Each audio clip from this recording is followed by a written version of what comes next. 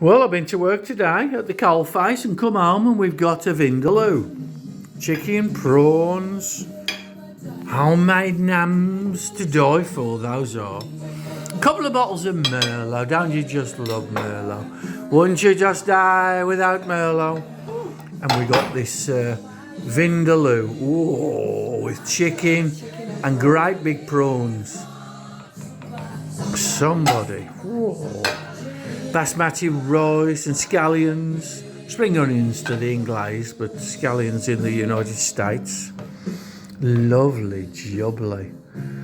Yeah, I've been working hard today, although it was a wet wedding, but we managed to get some sunshine just as the bride came out, so that was nice. Got the roof down for the photographs, and that's all you can do, isn't it? Oh, I'll have some crinkle cut chips. Happy days. Salt and vinegar on them. Salt and vinegar, oh, brill. Oh, I'm going to get that down my next stop. Saag curry. Oh, it's a saag curry, it ain't a vindaloo. I always say all curries are vindaloo. It's a saag curry with great big king prawns and beautiful chicken.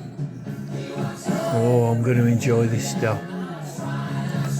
Lovely jubbly. Happy days.